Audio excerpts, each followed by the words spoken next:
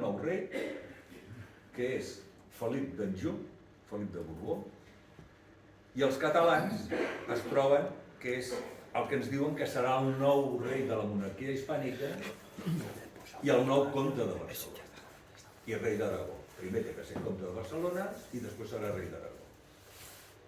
Bé, aquest home ve el 4 d'octubre del 1701 i abans de ser acceptat com a comte, abans, i això és important, ell jura obeir i fer obeir les constitucions catalanes. Com que les constitucions són una cosa que és dinàmica, que s'han d'anar actualitzant el dia, s'obren corts i el 14 de febrer de 1702 aquest home, Felip V de Castella, quart de Catalunya, jura les constitucions de 1702. Bé, d'octubre a febrer, 4 mesos. Al gener de 1702 ja havia trencat el seu jurament. Havia trencat el seu jurament amb una vulneració constitucional molt important. De petites ja n'havia fet des de l'endemà mateix. O sigui, abans de jurar ja l'havien complert. Què passa? Això és el 1702, ell és un rei absolutista, no entén que la paraula del rei no és la llei, que aquí els catalans som tan fenicis que pactem les coses, les negociem, i que el rei no està per sobre la llei. I ell la vulnera constantment, fins al punt que Felip V de Castella és un sobirà per jur. Entenem-nos amb la mentalitat, podríem dir feudal, del sobirà, un rei per jur ha trencat ell la seva paraula del pacte amb les Corts de Catalunya. Ell ha trencat unilateralment el pacte. Ell va jurar una cosa que no l'ha complert. Per tant, és un rei per jur. Per tant, les Corts catalanes no li deuen obediència. El punt de trencament ve el 1705.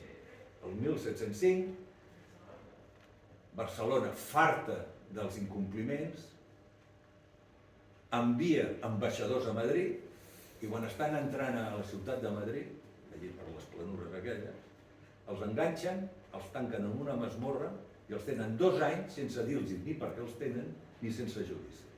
I després els exilien. Normal d'una família burguesa. Bé, llavors els catalans diuen, bueno, s'ha acabat el bròquil, ens busquem un nou comte de Catalunya. Ell ha trencat el pacte, ens el busquem nou. Com en aquell moment hi ha la guerra dinàstica, els catalans aposten per Carlos III, l'arxiduc. Carlos III ve, jura, i l'acceptem com a comte de Barcelona. Què vol dir això? Doncs això vol dir que aquest senyor ve a Barcelona, posa la cort reial de la monarquia hispànica, perquè ell és pretenent a la corona hispànica amb tant dret o més, en teoria més, però amb tant dret com Felip d'Anjou, ell posa la seva cort a Barcelona. I se n'adona d'una cosa molt bonica. Ve a Barcelona i se n'entera que a Barcelona hi ha una cosa que es diu la Coronel de Barcelona. La Coronel de Barcelona són ciutadans de Barcelona, de tot tipus, que saben fer ús de les armes i que estan preparats, que estan acostumats a l'ús i pràctica d'armes, i que són alrededor de 3.000 tios. Llavors ell diu, caram, si jo per defensar Barcelona, per vigilar portes i muralles, no necessito deixar 3 regiments meus d'infanteria, que els puc tindre a terreny obert fent la guerra, fantàstic. I negocia amb el Consell de Cent i amb el Consell de Gremis aixecar la coronel. La coronel només s'aixecava quan Barcelona era atacada. Quan Barcelona era atacada, el Consell de Cent cridava les armes i tots els ciutadans de Barcelona estaven obligats a anar-hi. Doncs Carlos III diu, escolta, i si l'aixequem el 1705 encara que no estiguem atacats? El Consell en cap, el Consell de Cent i el Consell de Gremis accepten. Aquí tenim el Vallau. Aquest senyor és un argenter que es deia Gaspar Ferran, de la companyia d'argenters que el 1707 es va fer pintar aquest quadre perquè estava molt orgullós, un argenter, de pertànyer a la coronel. Bé, Carlos III diu, però això té que ser una organització amb paràmetres militars, res de milícia, sou milícia urbana, però amb paràmetres militars, per tant, us heu d'organitzar com un regiment d'infanteria. En aquell moment havia aparegut el regiment d'infanteria de línia, això que hem vist a les pel·lícules que es foten tots en fila i disparen tots alhora, i tots porten el mateix fusell, etc., i van uniformats. La coronel accepta, i la coronel accepta 3.200 combatents, és a dir, gent de 44 companyies, que cada companyia és un gremi, o és una companyia que s'ajunten alguns gremis per fer la companyia, sumen 3.200 combatents. Això és a dir, de tota la gent, penseu que avui en dia estan col·legiats els metges, arquitectes, farmacèutics, estan col·legiats. En aquella època tothom pertanyia al gremi. Era raríssima alguna feina que no estigués... O sigui, el gremi dels que van darrere dels cavalls escombrant tenien gremi. I els notaris reals tenien gremi. I els mercaders que eren els rics tenien gremi. Tothom estava gremiat. Hi havia molta més gent, però el Consell de Gremis diu aquest és el llistat de 3.200 homes aptes per l'ús de l'arma immediatament. I és el que fan. S'estructuren com un regiment, aquí ho veiem, des del coronel. El coronel era el conseller en cap de la ciutat de Barcelona. El conseller en cap de la ciutat de Barcelona, a diferència d'ara, s'escollia cada any. El 30 de novembre es feien eleccions al conseller en cap. Es feia per insaculació. La gent es presentava i deia jo vull ser conseller en cap. Perdó, jo vull ser conseller del grup de consellers que es canviava. I després es presentava conseller en cap. És a dir, el 1713, el 1707, quan un conseller es presenta, sap que serà coronel de la coronela i sap que si estan en guerra, ell com a coronel anirà davant de les tropes. Llavors, quan diuen, és el conseller, ojo, que aquella època no era com ara. S'uniformen, la coronel accepta uniformar-se, accepta equipar-se militarment.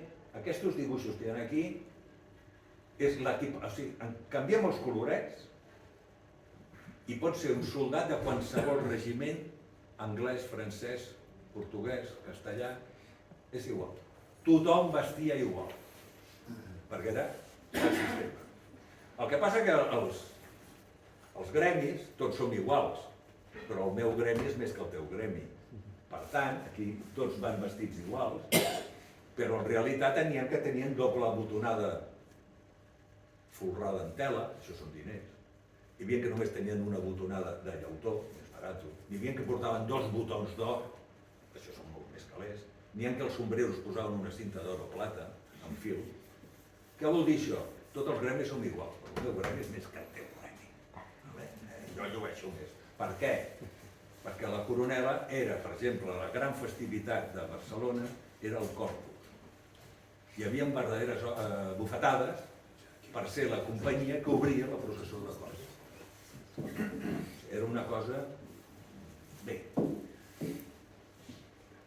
Llavors direu, escolta, si aquest tio era un carnisser, era un argenter, era un notari, era un sabater de vell, rebenia sabata vella, per què accepta uniformar-se?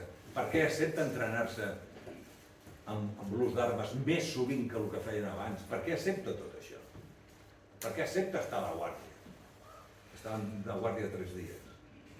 Un dia a la porta d'entrada, per exemple, aquí ens queda la Torre de Santa Madrona, doncs a la Torre de Santa Madrona a la porta hi havia un piquet de la coronel, d'una companyia. El segon dia pujaven a la muralla, el tros de muralla que els hi toqués, i el tercer dia de reforç. Per què accepten això? Molt senzill. Ara agafem el xip que tots tenim aquí del segle XXI, sisplau, i el fotem a la base. Xip del segle XVI. 17 o 18, ja m'enteneu. De fa 300 anys, va. Ens posem el xip de fa 300 anys. Si no, no s'entén res. Si això ho pensem com ara, no s'entén res. Per què fan això aquesta gent? Molt senzill. Aquesta restitució, aquest dibuix tan maco, això és el Palau del Virrei. Aquí estem al Pla del Palau, no? Aquí, aviam, deixem situar. O sigui, cap allí està la borsa, el Consolat del Mar, i davant hi ha uns edificis. Allò, aquests edificis, eren el Palau del Virrei. Quan Carlos III ve, viu al Palau. és el Palau Real. Palau Comtal i Real. Doncs bé, tot això la coronela ho accepta perquè la coronela farà guàrdia al Palau Real. I això és el del xip, Aquí tenim un taverner i hostaler que va de blau, la companyia, o la companyia dels hortelans que van de verd. Cada gremi va triar el seu color. I ara dieu, quina bestiesa! Què té a veure? Molt senzill. Xip. Qui era la guàrdia real de Lluís XIV, rei de França, el rei Sol? Els fills de l'alta noblesa francesa. Qui era el rei de la reina Anna d'Anglaterra? Els fills de la noblesa anglesa. Ja no diguem el tsar de tota la Rússia. Eren els fills de l'alta noblesa. Aquí, un pobre taverner podia fer guàrdia al rei. I això, com a ciutadans, els drets dels ciutadans, era tan bèstia que ho van acceptar-ho tot. Xip. Bé, faig un salt molt ràpid. Estem en la Guerra de Successió i a l'any 1711 els catalans ens foten una galletada. El nostre comte, Carlos III de Catalunya, se li mor el germà, que hauria pogut morir 6 anys més tard, no hagués passat res, i el nomenen emperador Carlos VI d'Àustria. Malament. Malament perquè si els anglesos i holandesos no volien que el rei de França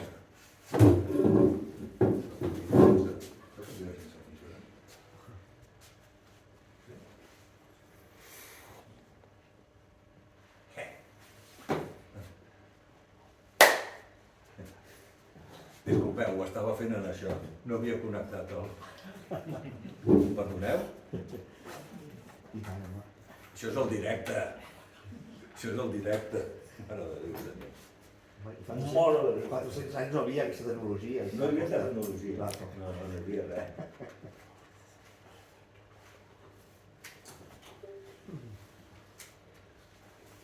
Mare de Déu. Ja podia anar unes voltes, ja. Disculpeu,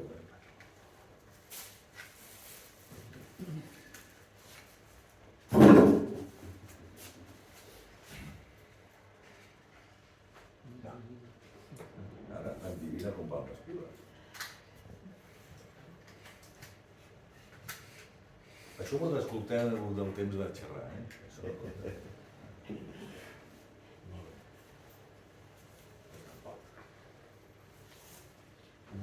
encara no van piles.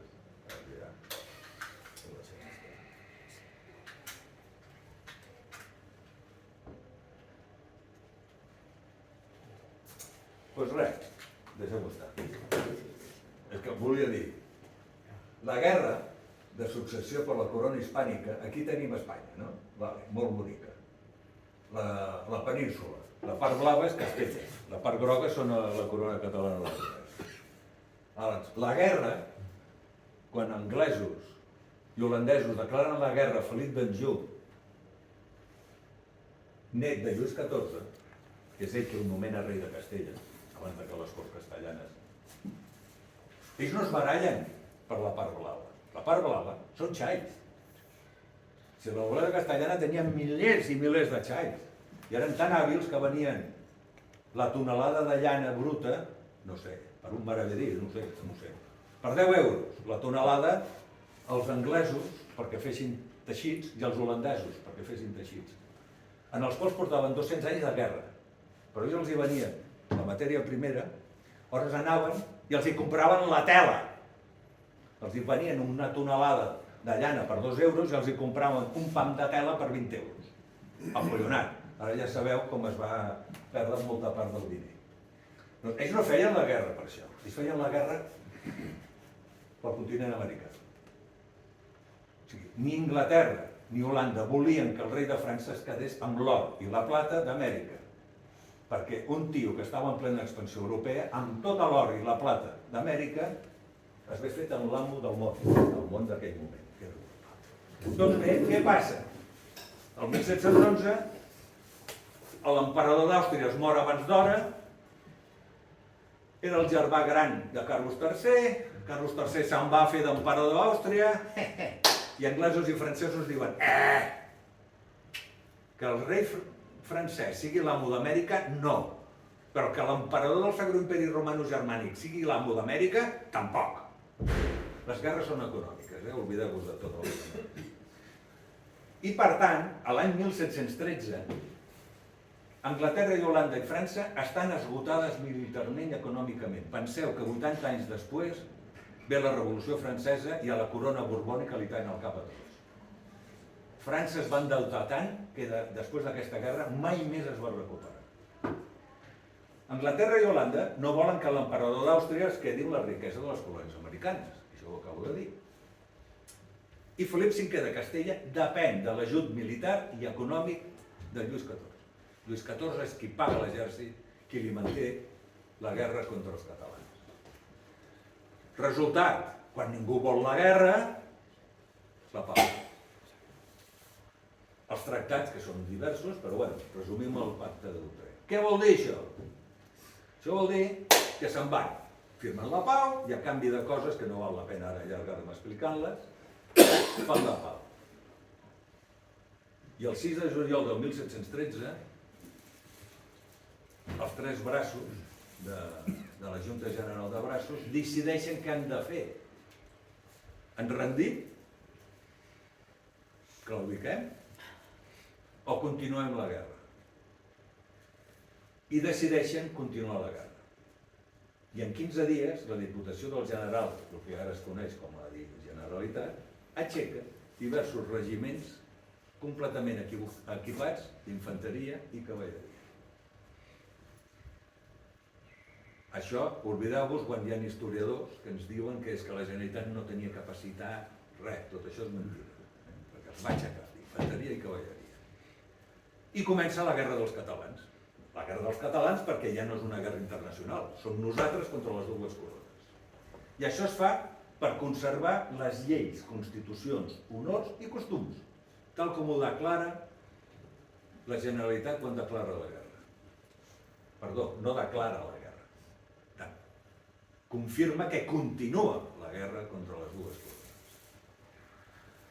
En tot això, la coronela s'ha de reorganitzar. Estem en un estament nou, a l'agost del 1713, reorganitza la coronela en uns paràmetres més militaritzats encara, passen a fer entrenament diari per torns.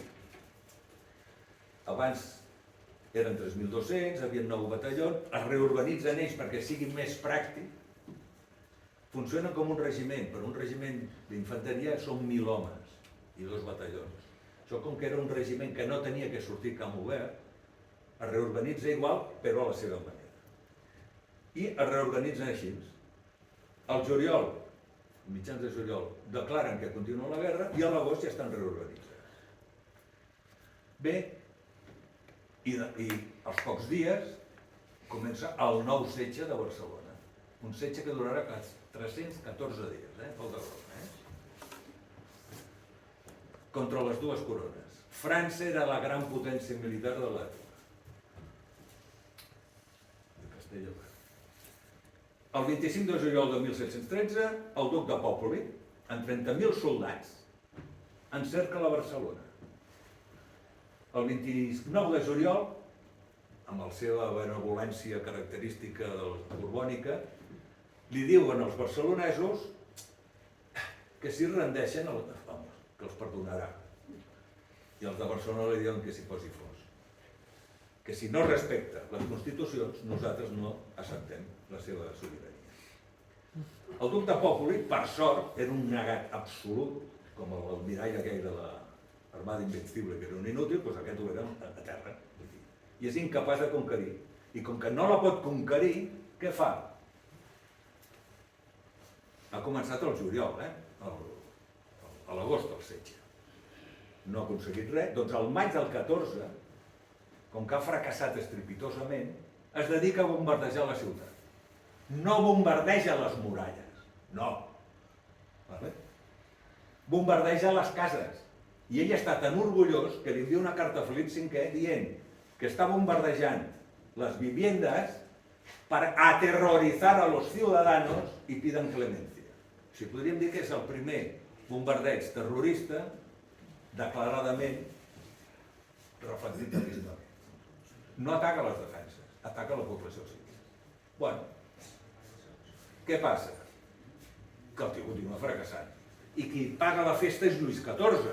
I Lluís XIV li diu al seu net: Felip, ets un inútil. Com la guerra al nord d'Europa han firmat la Pau d'Utrecht, ell agafa els seus regiments que li protegien la frontera amb els alemanys i amb els italians, agafa els millors regiments experimentats de la guerra amb el millor mariscal que hi havia a Europa en aquell moment, que era el duc de Berwick, i me'ls envia a Barcelona a acabar la guerra. Bé, i per desgràcia nostra, el duc de Berwick era un militar. No era un inútil com el poble. Ell arriba al juliol del 14, ja portem un any de setge, i arriben prop de 40.000 soldats nous, dels regiments francesos, l'Elit, els granaders i les Reals Guàrdies. I el primer que fa el poble és dir, el primer que fa el Berwick és dir al poble, gràcies, i fot el sac. Atura el bombardeig sobre la ciutat. Diu, això és una bestiesa. I es dedica a bombardejar les muralles. I aquí és on nosaltres, per desgràcia, ens anava millor l'altre. Perquè ell el que vol és obrir un forat a les bretxes, a les muralles, per on entrarà la infanteria. I segon, comença un setge en formes. Un setge en formes vol dir... A veure, tot aixecat. Posem que això són els Borbons i això és Barcelona, no? Aquí està l'artilleria, però la infanteria té que arribar aquí. A la que surti camp obert, des d'aquí, nyaca. Bé, un setge en formes vol dir que van obrint trinxeres, zigzaguejant, i van avançant l'artilleria per disparar de més a prop i al final arribar en un lloc les seves trinxeres molt a prop de la muralla per poder atacar. Això és un setge en formes. I és el que fa el Berwick, el que no havia fet l'altre inútil en un any.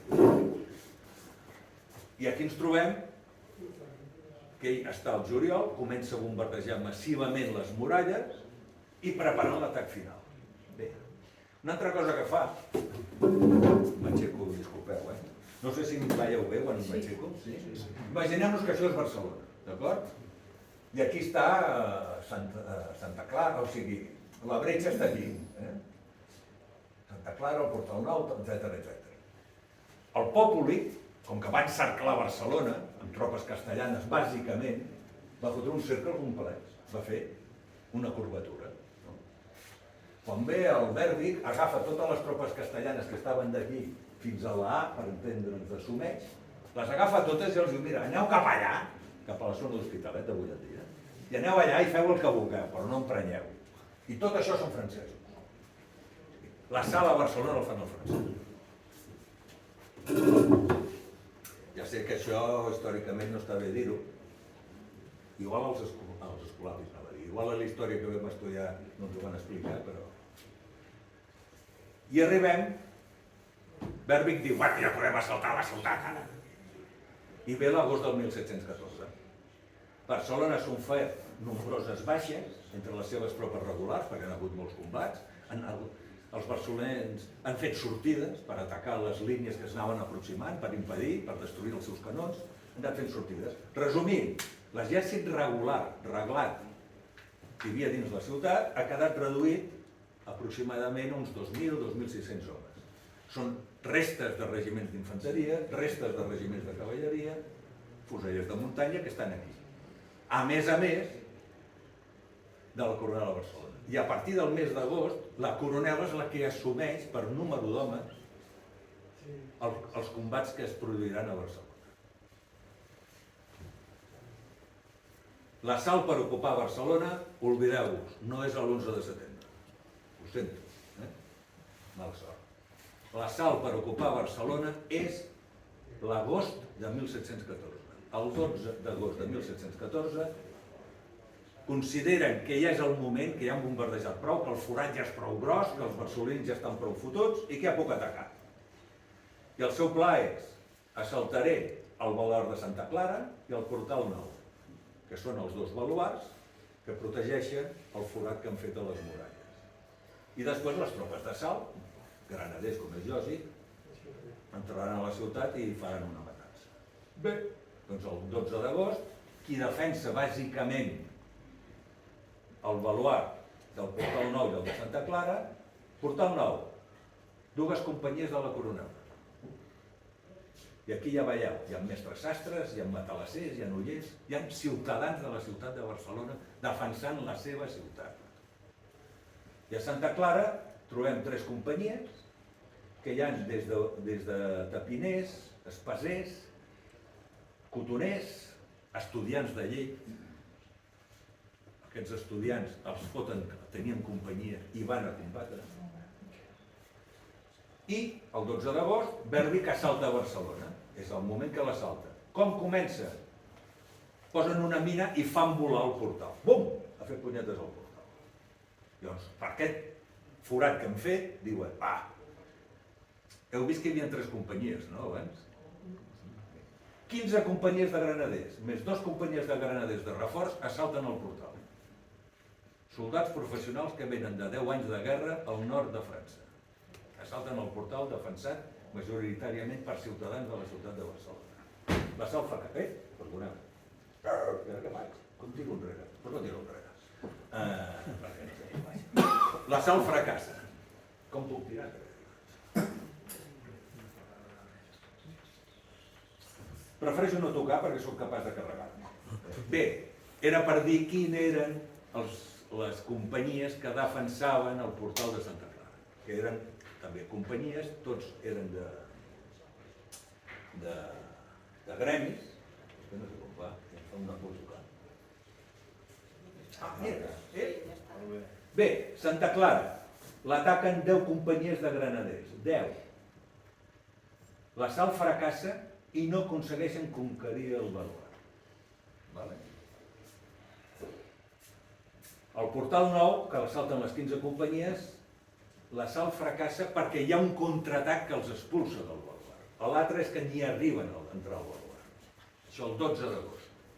13 d'agost, cada dia, les companyies de la Coronel hi havia una llista i cada dia hi havia el relleu de les companyies per no gastar una companyia en combat directe durant tant de temps. Doncs bé, el 13 d'agost, a Santa Clara, entren els estudiants de Medicina, abans hi havia els de lleis, ara entren els de Medicina, Filosofia, Fusters i Escudellers. Aquest és el relleu. 3 companyies. L'ataquen 5 companyies de granaders, més 14 de reforç. L'assalt aconsegueix posar el peu sobre la muralla. I el 14 d'agost, els notaris reials, els estudiants de lleis i els sabaters contraataquen.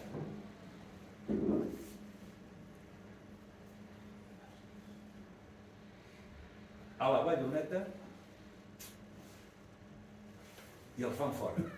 Segons paraules d'un historiador militar francès, del 1726, o sigui que només feia 2 anys, ja veieu el que opina. Això, que jo no sé si he quedat molt clar.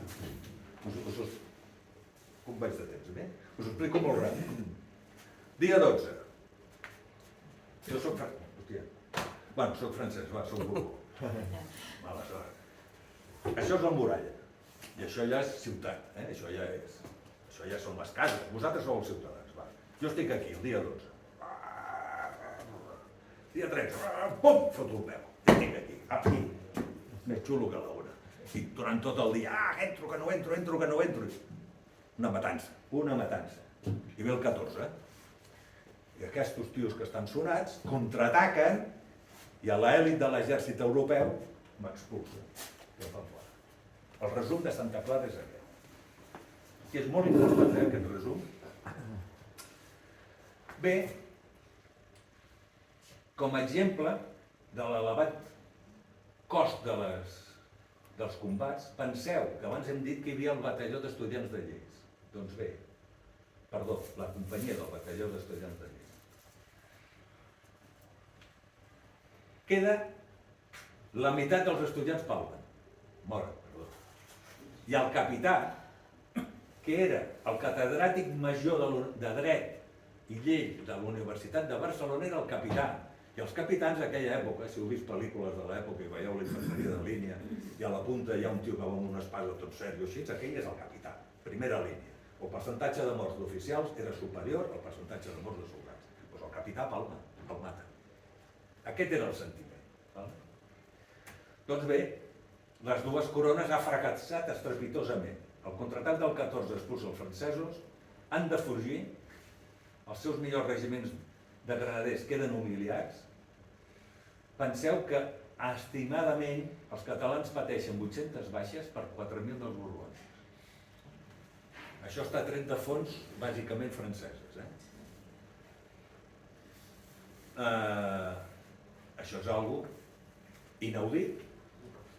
Verbi que agafa una emprenyada perquè 4 de xitxarelos, forners, sabaters, derrotin estrepitosament a les Reals Guàrdies Franceses, el millor mariscal del món, i a l'elit francesa dels granaders, no ho entén. No ho entén, agafa una emprenyada com una mona i bombardeja durant un mes per fer més gran el forat. Bé, doncs ve l'11 de setembre, aquí hi ha això només com a resum, perquè la batalla més important per entendre-ho era la de Santa Clara. Què passa l'11 de setembre? L'11 de setembre, sembla que són, de memòria directa, sembla que són 15 o 16 companyies de granaders, assalten la muralla, pum, i arriben aquí. Aquí. Posen el peu a la muralla, ja hi som. I pim-pam, penseu que el convent de Sant Agustí canvia 11 vegades de mans en 2 hores. I es combat en arma blanca, per això ho diuen els autors. Us imagineu la carnisseria que és allò, la ferocitat del combat. Doncs bé, aquests tios estan aquí. I arriba el migdia. I la ciutat de Barcelona es reuneix, al Consell, i diuen, com van fer a l'agost, què fem? Continuem o capitulem? El mes d'agost van guanyar els que van dir continuem, i els hi va sortir bé.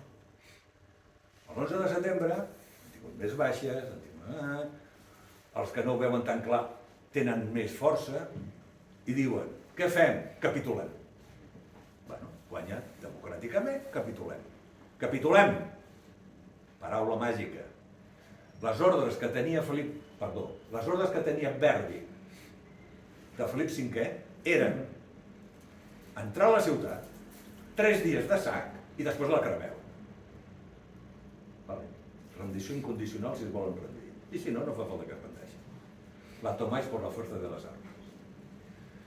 I els catalans, en un parell de nassos, diuen no, parlem-ne, si capitulem bé, i si no, continuem.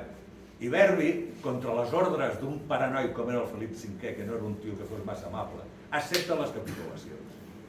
Les capitulacions és 33 capítols, entre els quals es diu no robaràs, no mataràs, no perseguiràs els polítics, no perseguiràs els militars, no cremaràs, no. És allò de dir, escolta, això són les claus de la ciutat, tenen les claus, fes el que vulguis i jo me'n vaig. Més o menys era això. I Verdi que accepta. Per què accepta Verdi contra les ordres del seu rei? Primer, perquè ell té por que el 13 d'agost estaven aquí i el 14 van contraatacar i els vam expulsar. L'11 de setembre estan aquí. Sap que queden 2 batallons complets de la Coronel. Si els catalans contraataquen i foten fora aquests que estan aquí, Verdi ja no ocupa la ciutat. Per què? El territori no el controla. Penseu que després de la capitulació de Barcelona, just abans hi ha la batalla de Talamanca. Just després de la capitulació, els fusellers de muntanya assalten i conquereixen el castell inexpugnable de Falset. Perquè ells no sabien que la guerra havia acabat. Què vol dir això? Que no controlaven el territori. 30.000 tios rodejant Barcelona, 30.000 tios ocupant el territori, 60.000 homes, i no controlaven el territori. Llavors ell diu, porten més de 8 mesos sense cobrar els meus homes. Els hi han fotut una pallissa que no gaire. A mi em desertaran, a mi em deixaran. Llavors accepten les capitulacions. Bueno, Excepte les capitulacions, ja sabem què va passar. Quan capitules, el que signa la capitulació ho fa en nom del rei, perquè aquí en aquestes guerres totes feien en nom del rei. En nom del rei, jo accepto la capitulació de Barcelona, estupendo. Se'n va, fa un Te Deum, perquè clar, a les guerres tothom té a Déu al seu favor. Qui guanya fa un Te Deum perquè Déu l'ha ajudat. Fa un Te Deum i el tio se'n va. Ve el nou virrei, del Vies, em sembla que va ser, no? Què fa el nou virrei? Deté a tots els polítics, deté a tots els militars, deté a tots els que són austriacistes. A tots els austriacistes que han fugit perquè tenien por, els incauten les cases, propietats i béns. Tot allò que ell havia signat en nom del rei que no es faria, el virrei ho fa en nom del rei. Llavors aquí, quan a vegades em pregunto, home, estàs exagerant, Jordi? Sí, exagero. Sabeu qui era el Villarroel, no? General en cap de l'exèrcit català i general en cap de les forces de Barcelona. Qui era el Villarroel? Villarroel comença la guerra com a general borbònic. D'acord? I el tio està a Xàtiva. Xàtiva capitula. Paraula màgica. Què fan els castellans? Entren a Xàtiva, maten a tothom que poden, cremen Xàtiva, la arruïnen tota i fan uns quilòmetres més cap allí la nova ciutat de San Felipe, en honor de Felip V. Llavors el tio diu, això no pot ser. Per un militar, que en aquella època no eren massa fins, tampoc, bueno, tots els militars en guerra. Però el tio diu, això és inassumible. El rei ha donat la seva paraula i ha donat ordre que els exterminem. Aquest tio està boig i canvia de bàndol i se'n va amb els austriacistes. Aquest, que era un traïdor per Felip V, estava condemnat a mort, sí o no? I es queda a Barcelona. Per què es queda a Barcelona? Perquè Barcelona capitula. I pel dret era intocable. Doncs bé, ja ho sabeu, l'envien a la presó al nord, quan puja l'aigua, la marea li puja fins aquí l'aigua, fins als malucs, i en 6 mesos està podrit. I comença la gran repressió. Per què amb el pobre Moragues que tenim allí el tallen, el desquartitzen, primer el torturen, ja m'enteneu, i li foten el cap aquí al portal. Perquè ell vol fugir. Quan veu el que està passant, se'n vol anar a Mallorca a continuar la guerra, perquè Mallorca fins al 25 no capitularà. L'enxampen, i clar, doncs, ejemplo de patriotes. Per cert, que alguna vegada m'ho han preguntat. El conseller en cap, Rafael de Casanova, no el van fer presoner ni el van penjar, que tinc que estar al cap, perquè era coronel. Anava vestit de coronel. I el coronel va a cavall. Per poder... I com anava a cavall sense la bandera, l'estàtua és preciosa, però anava sense la bandera, i anava en tercera o quarta línia, o sigui, com d'aquí i els de davant són aquells, el fereixen a la cama. Si jo hagués anat si el conseller en cap hagués anat a peu davant de infanteria, a mi em volen al cap, però a la cama no me la toquen. Doncs què passa? Imagineu una roba que vés a saber quan l'havien rentat. En pols. Una bala que és així de pólvora, perdó, de plom. En aquella època, per curar-te, tallaven la cama. Llavors, clar, ell era un tio. Era el conseller en cap. Doncs l'agafen ferit i se'n va l'enduen a Sant Boi, que tenia a casa. I quan està ferit, veu el que fa el virrei. Cony, el tio s'amaga. Per això no l'enxampen.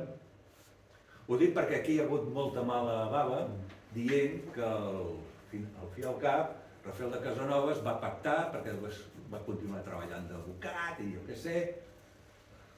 Això ens ho diuen els que ens neguen una història. Per tant, ara he fet un petit KitKat, ho sento, no venia a cuento, però tenia ganes de dir-ho. Bé, nosaltres com a associació, per què recreem la coronela? Tot aquest rotllo per arribar a aquest punt. Per què recreem la coronela? Nosaltres diem que la coronela va salvar la ciutat de Barcelona de la seva destrucció. Vam perdre la guerra, però Barcelona existeix perquè la coronela va plantar cara. I la coronela eren els ciutadans. Hi havia companyies de notaris reals, eren els notaris que aixecaven actes d'acord. Hi havia companyies de notaris. Hi havia notaris causídics, els procuradors. Hi havia notaris de mercaders, eren els rics, els fastigosament rics de la ciutat, que tenien vaixells per fer comerç en Orient i Occident. Tenien companyia. Tothom tenia companyia. I tothom el dia que li tocava va estar lluitant. Per això nosaltres diem que els ciutadans de Barcelona van salvar la ciutat de Barcelona. Vam perdre la guerra, però el destí de Barcelona eren 3 dies de sac. Sabeu el que vol dir sac? Els soldats entren i durant 3 dies tenen dret de matar qui vulguin, de robar qui vulguin, de violar homes, dones, nens, nenes, gossos, el que vulguin, cremar el que vulguin, i el tercer dia marxar i vessin cremar la ciutat. Aquest era el destí de Barcelona, i la coronela ho evita. D'acord? Bé, doncs ara ja sabeu per què 4 torrats, a mans de la història, vam recrear la coronela de Barcelona. Es va constituir el 2011, ara sí que aniré molt ràpid perquè ja... Com a coronela, bàsicament hem recuperat símbols. Aquí tenim la bandera processional de Santa Eulàlia, una bandera que deu fer 4x3, 4x4 deu fer. És una reproducció. Tot això són recreacions.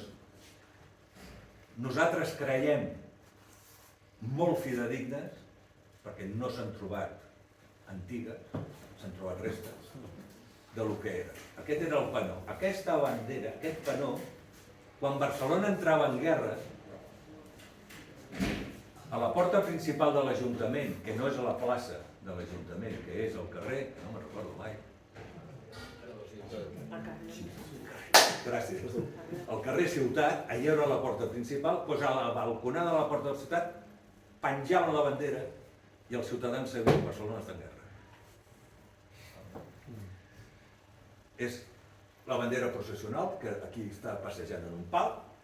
També tenim recreada el panó de guerra, la que en teoria portaria l'alférez abanderat de la ciutat de Barcelona amb el panó de guerra.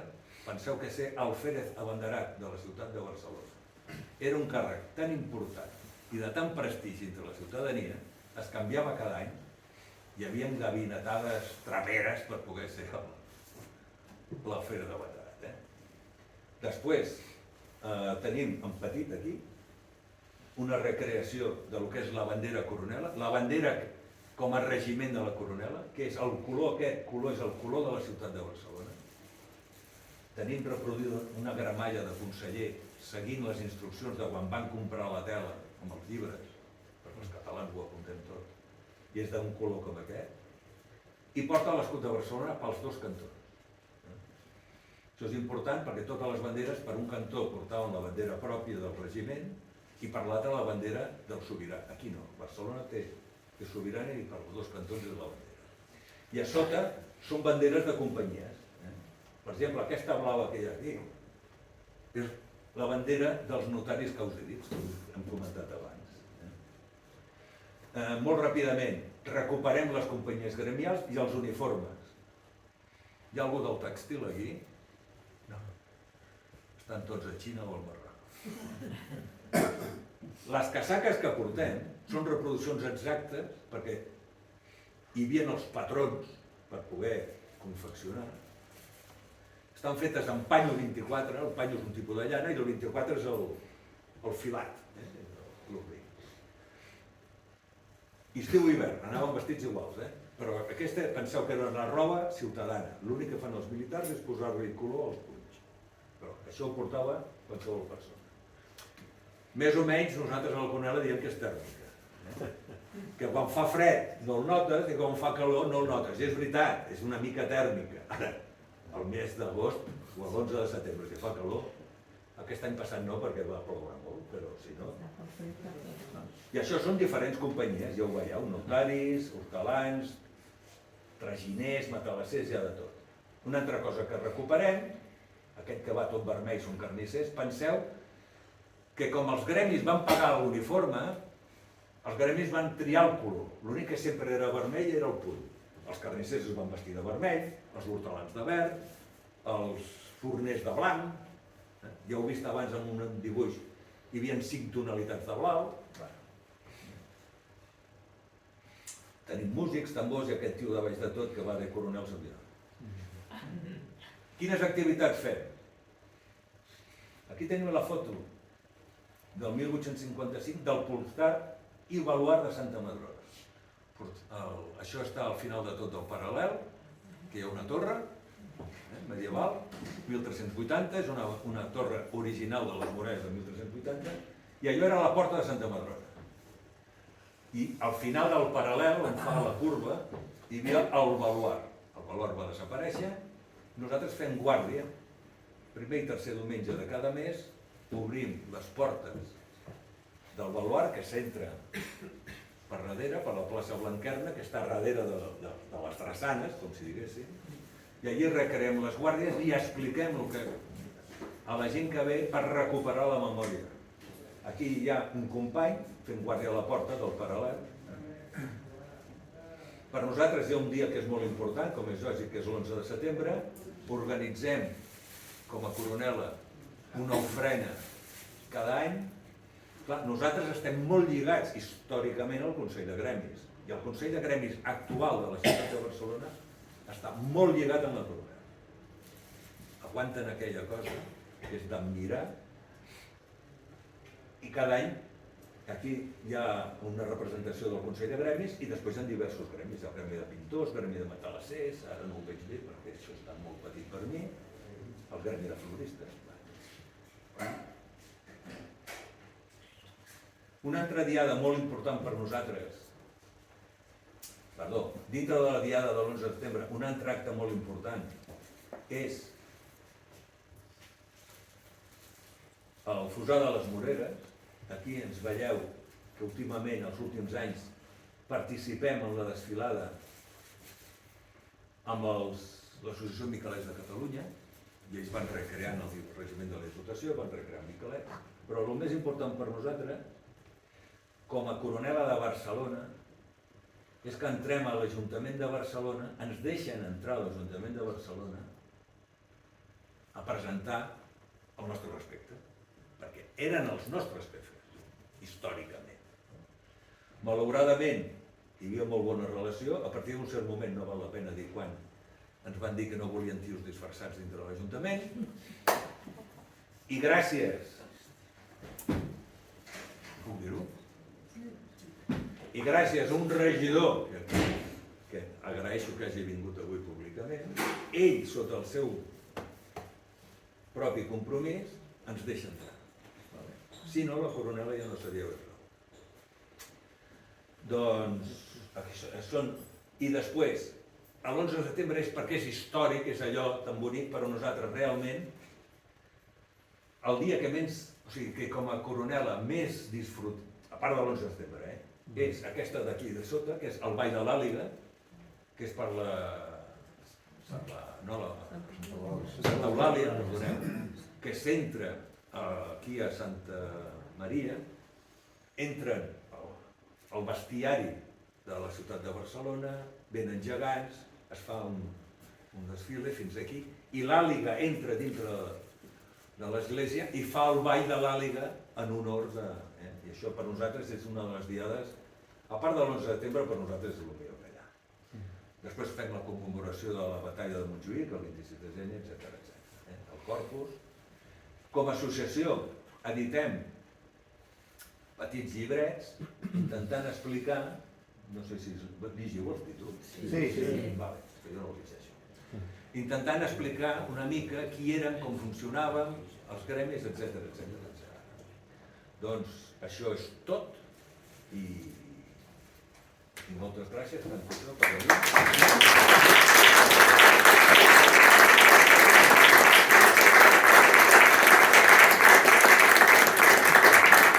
He dit que durava una hora i ara durava. Molt bé. Si algú vol fer alguna pregunta, endavant. Ningú vol fer pregunta. Us he deixat tan assustats. Penseu que això que acabeu de veure aquí, fins a l'any 2010. Sí, 2010. Hi havia catedràtics d'història de Barcelona, de Catalunya, històrics, catedràtics, professors d'història, que negaven l'existència de l'ordinador. Per què negaven que la Generalitat, el 1713, hagués creat regiments d'infanteria. Hagués aixecat un exèrcit. Ho negaven. Per què? Perquè els catalans, la Generalitat de Catalunya d'aquella època, no tenia capacitat ni experiència per aixecar un exèrcit. És igual. Feia 80 anys que havíem fet. 80? Quants anys feia de la Guerra del Segador? Però és igual. Sí, és igual, vull dir. Catalunya va començar el 800 en 4 tios al Pirineu i vam acabar conquerint la Mediterrània. O sigui, no teníem experiència. Per això ens ho negaven. Per què? Molt senzill. Ara no poden, perquè el 2010 va aparèixer aquest llibre que hi ha allí, que és La Coronela de Barcelona, que a partir de tot, perquè els catalans ho escrivim tot, és un defecte o una virtut. L'arxiu més important de notaris d'Europa és l'arxiu notarial de la ciutat de Barcelona. El Consell de Cent té actes de... Si no els les han cremat, si no els han robat, si no els han destruït en revoltes i guerres, allí està. Als gremis hi ha gremis que tenen llibres del 1300 i 1400. I allí deia, 1705, reunió, gastarem tants sous per comprar tantes canes de tela verda per fer els uniformes. Doncs sabem de quin color era. I sabem quin dia es van constituir. I quan fan recompte de soldats, sabem quants soldats tenien. I el Consell de Cent fa acte el 1706 de dir quants soldats entren en els batallons de la Coronela i quants soldats són aquests. Tot això ho sabem. Ens ho negaven. Ara ja no ho poden negar. Simplement ho amaguen, no ho diuen. Per què ho negaven? I per què no ho expliquen? Molt senzill. Ja no m'enrotllo res. Ho diré en castellà perquè, clar, jo tinc 70 anys i vinc d'antic. I m'ho van gravar en sang. Tanto monta tanto Isabel como Fernando, y de ellos viene una unidad en el destino universal. España. Si del 1492 somos una unidad en el destino universal, què fotien uns tios armats fins a les dents en el Principat de Catalunya? Sabeu la pel·lícula, bueno, les pel·lícules del Robin Hood, que són molt maques?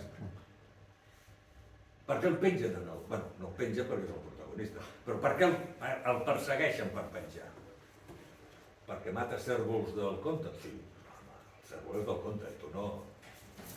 El maten perquè té un arc llarg. I amb un arc llarg dispares una fletxa que travessa la cota de malla del noble. Per tant, els pagesos en arc llargs a Anglaterra els executaven. França no tenien arc llarg, però tenien la ballesta. A França enxampaven un tio, un pagès amb ballesta, i el penjaven. A Castella, també. A Catalunya, estaves obligat a titular-los. Per què? Catalunya era un règim pactista en el que el sobirà ha d'obeir les lleis. El sobirà, tal com diu les constitucions, no està per damunt les lleis, sinó que les ha d'obeir i fer obeir. I a Castella, la paraula del rei és rei. És rei. Aquesta és la diferència. Llavors, si ens estan dient que Catalunya, el 1500, el 1600, el 1700, era com Castella, i dius, escolti, no em quadra. No em quadra. Per tant, la coronela no existia.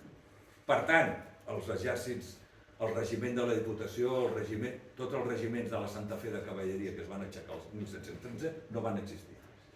No poden acceptar. I això és el que nosaltres com a associació, i ara també com a memorial, ara també poso la gorra de memorial, és la història que intentem recuperar per explicar. És la negació del seu discurs. Per això associacions com la Coronela no interessen. Mala sort. Si algú vol fer una pregunta molt ràpida, ell havia aixecat la mà abans, sisplau. Si els consellers sabien, almenys a través del general Villarroel, que les capitulacions de Xàtiva no s'havien respectat abans, el 1707, ja sé per on vas. què és el que els impulsa a capitular? Jo el que penso, per això m'ho he preguntat jo també, el que jo penso, atenció, opinió meva, i jo no soc historiador oficial, no tinc títol. Barcelona era una ciutat, Barcelona era una capital enorme. Econòmicament, penseu que érem el port comercial de la Mediterrània occidental. Una altra cosa que es nega, però ho era. Va, una cosa és agafar un poblat perdut al mig de València i carregar-te'l, i una altra cosa és una capital europea internacional com Barcelona i fer el mateix. Jo és l'única explicació que vaig. No, que el mateix, jo també m'ho he preguntat més d'una vegada. I com no està escrit enlloc, el dia que trobem el paper que ens ho expliquin, ho podrem explicar. I per dir, sí. El moviment de defensa de la terra dels anys 80 tindria alguna similitud amb la coronel·la? O algun lligam? O algun vincle? Home, per què ho dius? Perquè eren ciutadans. Sí, per exemple. Penseu que, no sé si et contestaré, però, perdona, no sé si et contestaré exactament el que m'estaves preguntant, però la resposta que em ve al cap és milícies ciutadanes en moltes capitals d'Europa n'hi havia. Moltes. Nosaltres, com a associació de reacció històrica, hem participat en 2 simpòsiums internacionals que es fan, en el qual ve la milícia ciutadana de Savoia. Vale? Que com el Principat de Savoia encara existeix, els hi paguen tot. Però bueno, ara això ja no ve d'aquí. Ells tenien milícia. Què diferenciava la milícia ciutadana de Barcelona del resto de milícies urbanes de la Corona, ja inclús de Tarragona o de Nàpols, i en qualsevol europea? Que les companyies de 80 homes, posem com a xifra, d'uns 80 homes, eren d'un gremi. És a dir, els llibreters amb els llibreters, els forners amb els forners.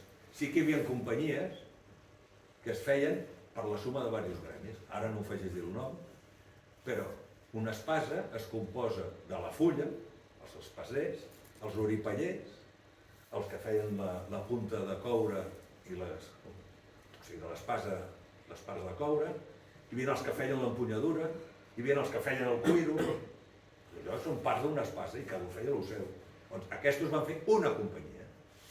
I ara aquesta companyia formaven... Però si no, eren per gremis. És a dir, una companyia, notaris, eren tots notaris.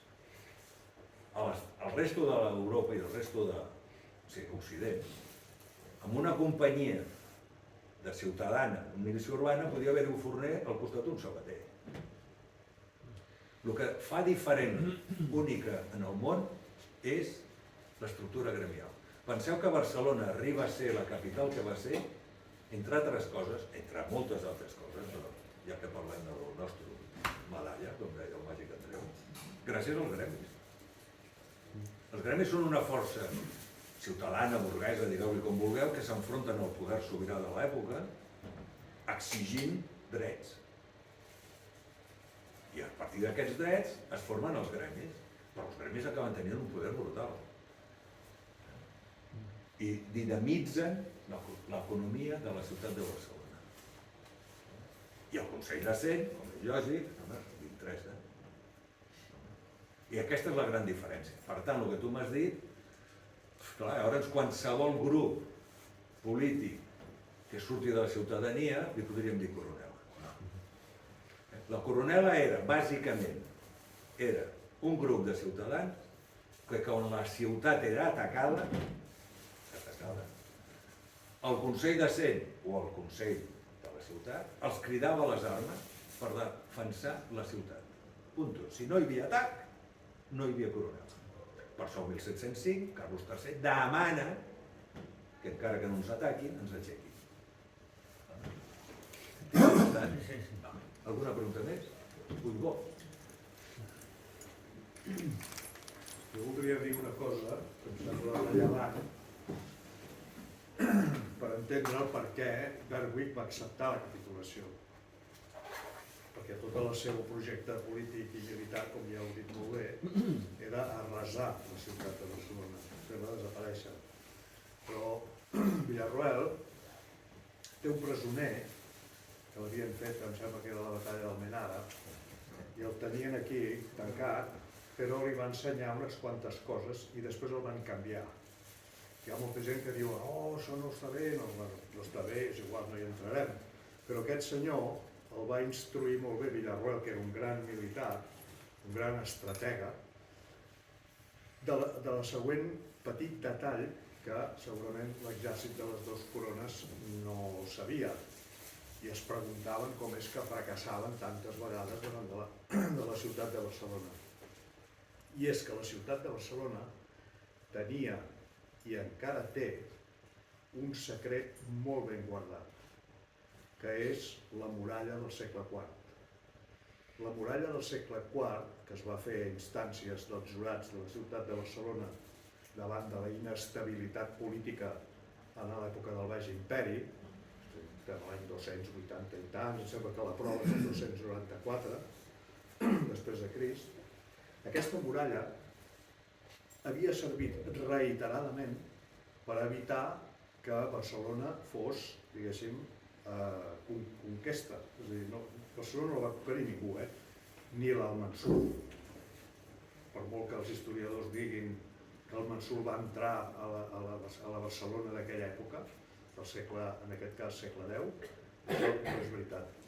Va assolar el pla de Barcelona, però no va entrar dintre de la muralla. Per què? Aquesta muralla seguia intacta i es mantenia intacta i absolutament indestructible al segle XVIII. Per què? Doncs perquè resulta que Barcelona, ja ho sabeu, des del segle IV fins al segle XVIII, havia fet un gran creixement, normal, lògic, perquè era una gran capital. I tota la muralla, la més antiga, aquesta del segle IV, havien fet ja del segle XIV, del segle XVI, tot això ja havien anat murallant i defensant la ciutat. Però la primigènia, la del segle IV, es mantenia absolutament invisible i inatacable per moltes bateries que tinguessin d'artilleria als exèrcits de les dues corones, que per cert no eren, aquesta artilleria no era espanyola, era francesa. Per tant, podien anar atacant tot el que volguessin, però la muralla del segle IV no la podien tocar. Per què? Perquè estava completament forrada de cases, tant per la part de l'interior com per la part de l'exterior. És a dir, que era impossible que el millor artiller del món pogués tocar i ensorrar l'autèntica ciutadella de Barcelona, la històrica, que era la muralla del segle IV, perquè no la podien tocar, ni tocar. O sigui, anaven enfonsant cases, així a ull, com dèieu abans, anar tirant, tiraven i tiraven, van tirar 40.000 bombes sobre la ciutat de Barcelona, sobre les cases, però aquella muralla no la van tocar. I això és el que li va explicar el Villarroel amb aquell desgraciat, que era un oficial que havien, sembla la batalla d'Almenara, l'havien caçat i el tenien aquí presoner, i li va enviar al Bèrwick amb aquest missatge. Digue-li al teu cap militar, que és tan llest i tan bo i ens fotrà, ja ho sabia que aquesta batalla estava perduda, tot i així va assumir la responsabilitat com a militar. Va dimitir també en un moment determinat, però al final s'hi va posar un altre cop. Però li va dir, explica-li al Bèrwick el que passarà aquí. Vosaltres ens foradareu la muralla aquesta entre el baluard de Santa Clara i el Portal Nou, no? Entrareu. I perdreu molta gent, perquè estem armats i organitzats, ja ho heu vist. Això, clar, ho veu de seguida. Quan ja us penseu que heu guanyat, us trobareu amb aquesta sorpresa. I és que per entrar i fer i derrotar, diguéssim, la ciutat de Barcelona, només hi ha 4 forats per entrar, que són les 4 portes de la muralla del segle IV, que eren les dues del Cardus i les dues del Decumano, el portal de Mar, el portal de, com es deia, i el de Sant Antoni i l'altre. Bueno, no era el de Sant Antoni, era el que corresponia a l'entrada per Sant Antoni. Per tant, què passarà? Doncs que tots els teus homes moriran.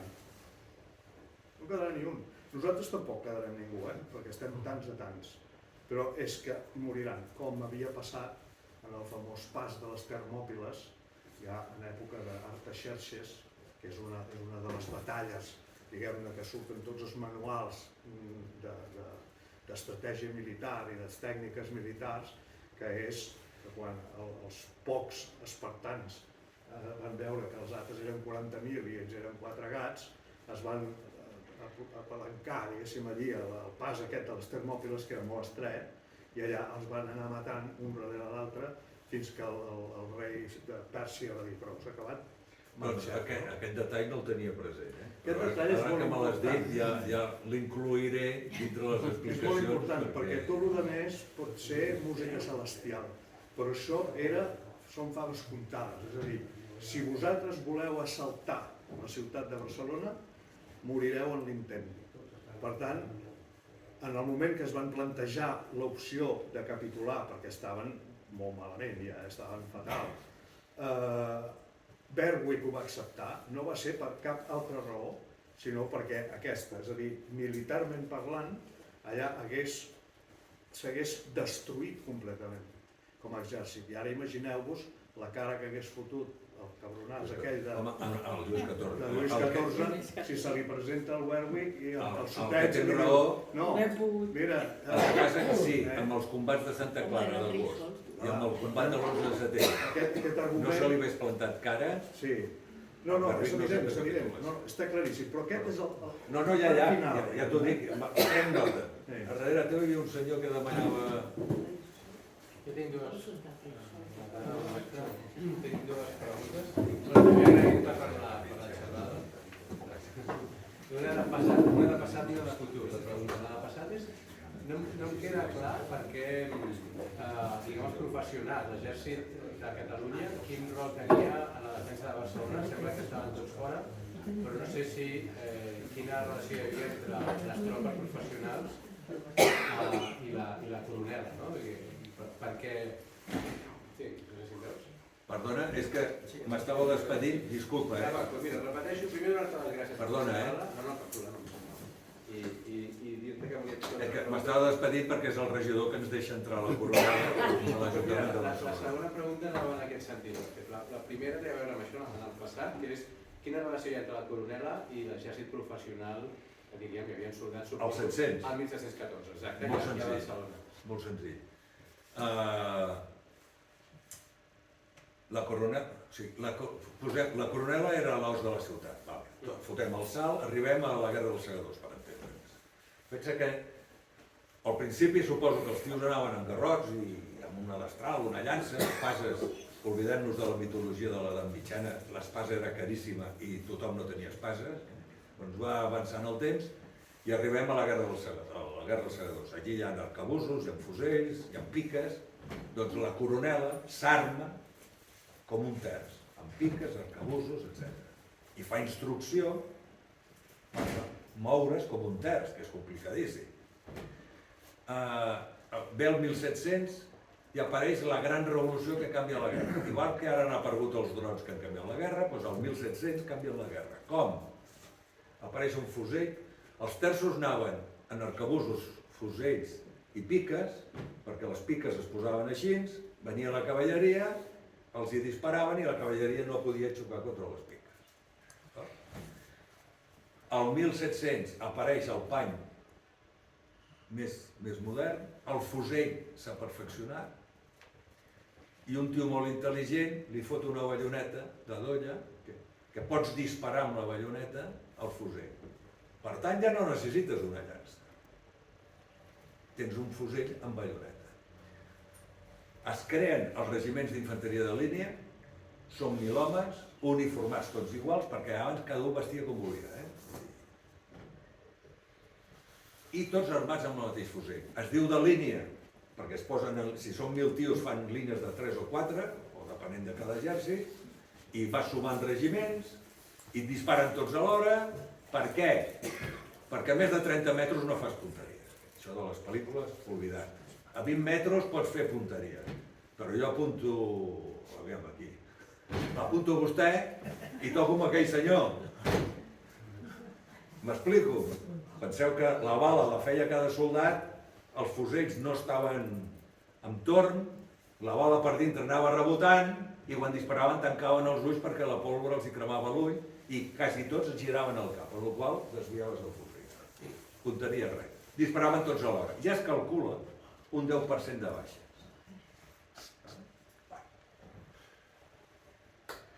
Això és l'exèrcit regular.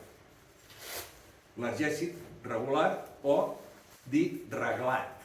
Reglat per què? Perquè el sobirà, el comte, el rei, la ciutat de Barcelona, la ciutat, emet una patent pel coronel. I aquest coronel té patent pels capitans. És a dir, són soldats reconeguts. A tu t'enganxava l'enemic sense patent i et penjaven. És com el de pirata i corsari, la mateixa diferència. La coronela era una milícia urbana. El 1700, Carlos III diu, però jo la vull efectiva, i me la reglamenteu. I es va adoptar tot l'estament militar. Agafes els manuals militars del 1700, i agafes el de la coronela i és el mateix.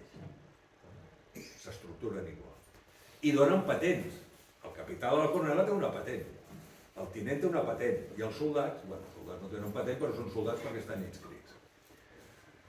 Això què vol dir? Diferència que els exèrcits reglats els paga el sobirà, o la ciutat, o la Generalitat, el 1713 és la Generalitat qui els hi paga el sou, i la coronela li paga el sou a la ciutat. Quan entraven de guàrdia aquests 3 dies, el gremi li pagava un sou mitjà amb aquell home, perquè amb aquell argenter no li costés diners, o en aquell paleta no li costés diners estar fent guàrdia. Per això era la ciutat que ho pagava. La diferència entre l'exèrcit regular i les milícies era aquesta. Un era de l'autoritat política i l'altre era de la municipal. Milícies urbanes. Després hi havia el sometent, que això és el camp, són milícies rurals, per dir-ho d'una manera, que estaven absolutament reglamentades. A Barcelona tothom era pagat pel Consell. A Barcelona no hi havia sous pagats per un costat pel Consell de Cent, diguem, per la ciutat, i un altre pel govern, diríem. El sou els hi pagava el gremi. Els gremis de Barcelona es van implicar tant, això està escrit, que totes les feines que tenia que fer un gremi per la Generalitat el 1713, amb el setge a Barcelona, en teoria el feien a preu de costa. Dic en teoria perquè algú hi guanyaria, no? Però bueno, no feien negoci, per entendre. Els gremis, jo no dic que hi hagués un barrut que s'inflés la butxaca, perquè barruts hi ha hagut de tota la vida. T'he contestat? Sí. La segona pregunta que anava a fer és de futur. És a dir, ha marxat el regidor, però volia preguntar-vos com us imagineu, què us agradaria que es fes? Com a associació? Sí, diguem que la coronela, diríem, tingués un reconeixement... Et posaré l'exemple de Savoia. Savoia, no sé, són de Savoia. A més, les noies són unes noies simpatiquíssimes. I ella, quan els explicaven com funcionava, primer es van quedar en la primera congrés que vam fer i vam explicar a la coronela d'on venia, van quedar absolutament parades. No entenien el dels gremis, no entenien res de res, no entenien el dels uniformes, i tot això us ho pagava els ciutadans, sí, tot això us ho pagava els ciutadans. La seva associació de recreació històrica ara, quan fa un acte ofici, poso l'exemple de Barcelona. Tu imagina't que l'Ajuntament de Barcelona fa un acte oficial. La Mercè, ja que és la patrona oficial, la Mercè. Doncs aquests tios, els de Savoia a Savoia, o sigui, la coronela a Barcelona, l'Ajuntament ens contractaria vol dir que ens pagaria, per estar allí i fer el que acordem. Qualsevol activitat que fa l'Ajuntament o faria la ciutat de Barcelona o faria la Generalitat de Barcelona, el Corpus era la festa principal de Barcelona fins al 1700, la gent es tornava loca amb el Corpus. Bueno, nosaltres participem voluntàriament, sortim a desfilar, ens ho passem bé, podem uns vins, vale, collonut. No et dic que ens forressin, no et dic que fossin professionals, però que no ens costi diners la broma. Això seria el nostre somni, establir relacions molt bones amb l'Ajuntament. Fins que va haver-hi el canvi de l'Ajuntament, fins que va entrar la Colau, per entendre'ns, nosaltres li portàvem la bandera gran, la processional, i l'Ajuntament la penjava dins l'Ajuntament. I en rebia l'alcalde. Tenim fotos amb l'alcalde i tenim fotos amb el president de la Generalitat. Una relació més o menys cordial. No ens posaven cap impediment. Ens van dir que no volien gent disfressada i tot el que sigui com es diria, no deixar-nos fer les activitats, ho fan. No hi ha. Com a associació, què m'agradaria? El dels italians. Una relació, o sigui, si recreem una cosa històrica de Barcelona, que Barcelona tindria que tindre ella per recuperar la història, ella tindre un grup que ho fa, conya, que hi ha una associació voluntària, ajuden. L'únic que demanem és... Demanem, no ho demanem, Per què? Vale? T'he contestat. Alguna pregunta més? Doncs bé, jo si algú... Pues, moltes gràcies. Tenim preparades diverses conferències més, alguna presentació de llibres molt interessants que farem, i com que tots m'heu dit que rebeu el butlletí, tots us enterareu. Moltes gràcies.